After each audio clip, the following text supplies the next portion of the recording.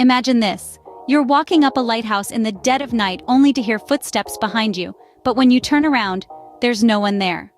Welcome to the St. Augustine Lighthouse, a beacon of light and mystery in the heart of Florida. This isn't just any lighthouse, it's a lighthouse with a story that begins in the year 1874. The construction of the lighthouse was not without its tragedies. The most heartrending of these was the untimely death of the construction supervisor's daughters. As the story goes, the two girls drowned in a tragic accident, their lives snuffed out before they even had a chance to bloom. Now it's said that the spirits of the two girls still linger around the lighthouse. Visitors have reported hearing the sound of children's laughter echoing through the halls, and some have even claimed to see the apparitions of two young girls playing around the lighthouse. The lighthouse is not just haunted by the spirits of these two young girls. There have been numerous reports of ghost sightings and eerie sounds. Phantom footsteps have been heard climbing up and down the lighthouse's spiraling staircase, disembodied voices whispering in the dead of night, and strange lights floating around the lighthouse. But it's not all ghost stories and chilling tales. The St. Augustine Lighthouse is also a symbol of resilience, standing tall and proud through hurricanes, wars, and the passage of time.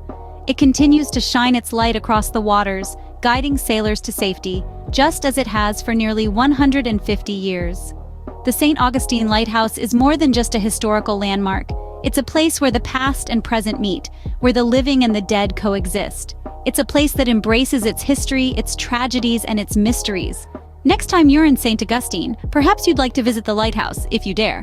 From a lighthouse, we move on to the Cuban Club in Tampa, a place that seems to be stuck in time and perhaps in the afterlife. An iconic building that stands tall in the heart of Ybor City, the Cuban Club was built in the year 1917. This grand structure carries a rich history, serving as a cultural sanctuary for the Cuban community in Tampa. It was an emblem of unity, a place where Cubans could gather to celebrate their heritage and share stories. But over time, the Cuban Club has become known for something else, something far more eerie. It is said that the club is home to a number of spirits, each with their own tale of tragedy. The echoes of their lives and deaths still resonate within the club's walls. Among these spectral inhabitants, a woman's story stands out. She is said to have taken her own life on the club's stage, unable to bear the weight of her despair. Visitors often report hearing the faint sound of a woman sobbing, resonating from the empty theater. Then there's the tale of a former board member, a man who met his end within the building. Murdered over a game of cards, his spirit is believed to linger in the club's cantina. Patrons have reported feeling an unseen presence, a sudden chill, a sense that they are not alone. But perhaps the most heartbreaking tale is that of a young boy. He drowned in the club's pool, and now his spirit is said to roam the building. Many claim to have heard the sound of a bouncing ball, the echo of a child's laughter, a chilling reminder of a life cut short. The Cuban Club, once a beacon of Cuban culture, is now a monument to these lost souls. It's a venue that has seen a century of laughter, music, and joy, but also a century of sorrow and tragedy. It is in this juxtaposition that the mystery of the Cuban Club thrives.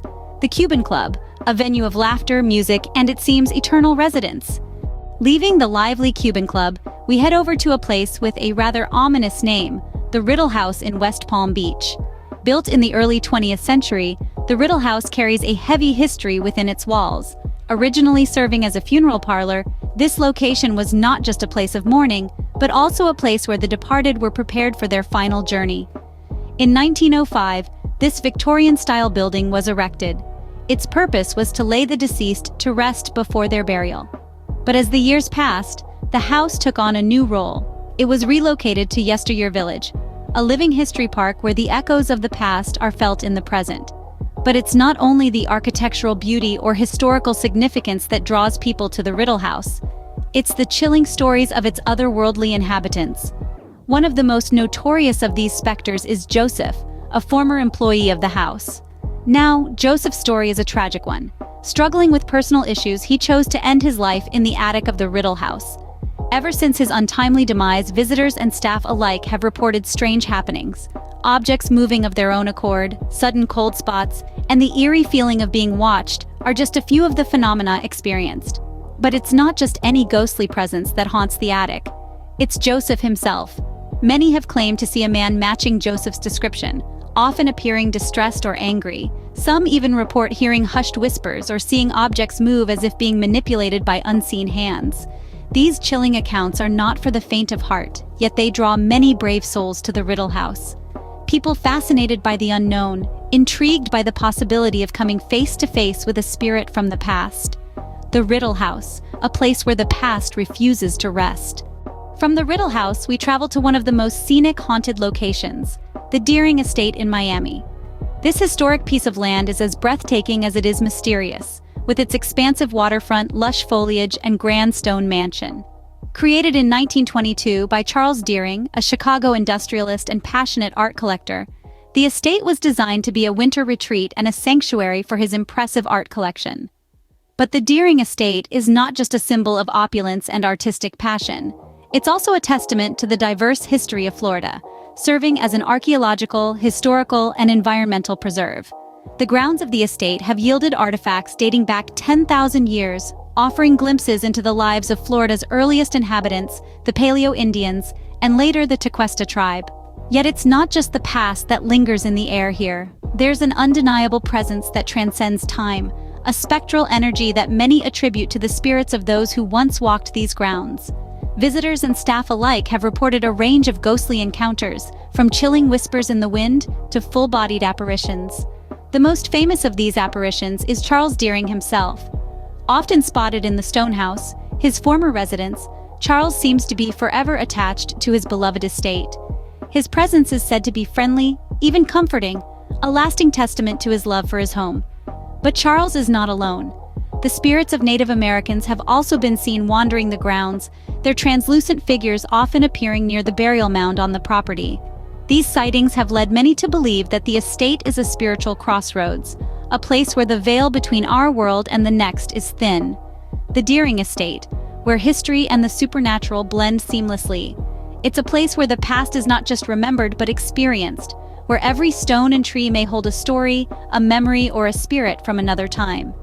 The Deering Estate, where history and the supernatural blend seamlessly. We've journeyed through time and across Florida, visiting some of its most haunted locations.